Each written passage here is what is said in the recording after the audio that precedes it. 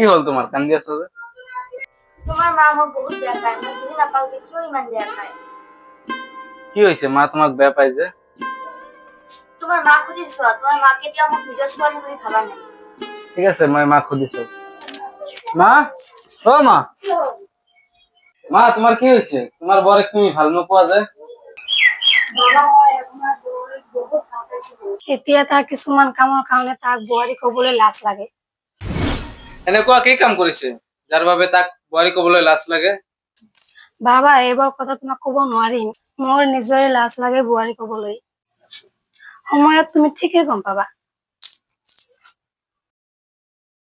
মা কি এনেকুৱা কথা যে তুমি মোক এতিয়া কব নোৱাৰিবা? এদিনা মা তুমি ক'ত গৈ আছা?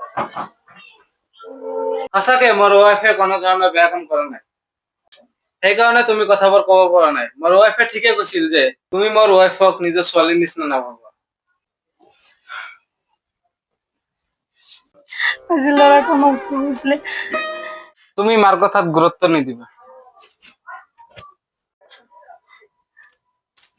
তুমি মাৰ কথাত গুৰুত্ব নিদিবা। তুমি কান্দাকাটি নকৰিবা, মই সোনকালে আহি যাম। ঠিক আছে, তাক এবাৰ কল কৰি চাওঁ।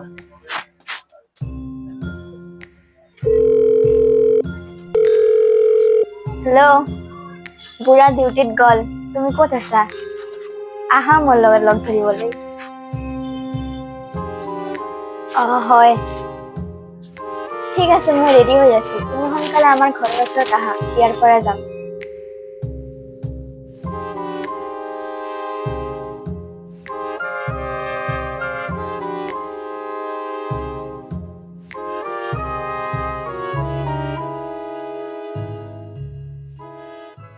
বোৱাৰী, তুমি এইবাৰ ক'ত গৈ আছা? এই সময়ত তোমাৰ সমান আছে।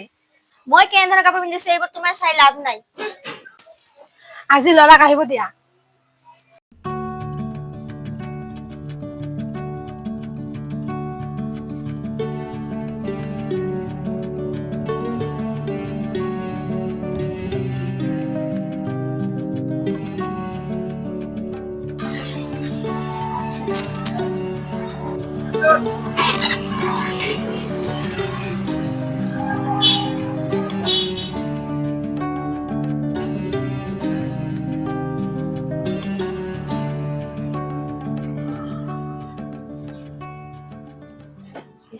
Numa.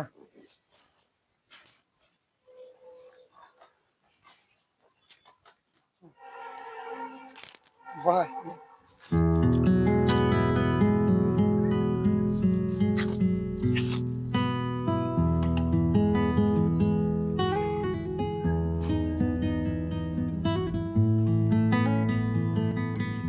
Hey, শুনা, তুমি মোক অলপ টকা দিয়া না, মোৰ বহুত দৰকাৰ আছে। ঠিক আছে, এইটো লোৱা। ইয়াত 5,000 টকা আছে মোৰ লগত, আৰু লাগিলে তোমাৰ পৰা উঠাই ল'বা। ঠিক আছে, বলা সোনকালে যাব লাগে, তোমাক থৈ আহো। মোৰো অলপ ঘৰত কিবা কাম আছে। ঠিক আছে।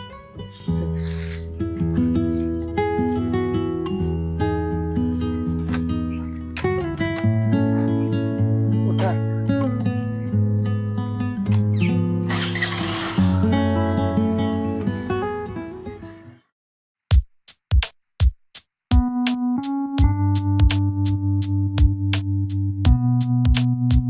এইটো তোমাৰ কোট লোৱা।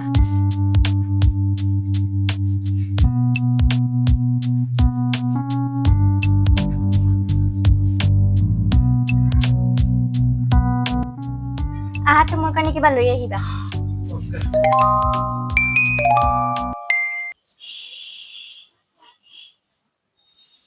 মোৰ মোবাইলত মেছেজ আহিছে 20,000 টকা কাটিছে। কি? তুমি মোক সন্দেহ কৰা নেকি?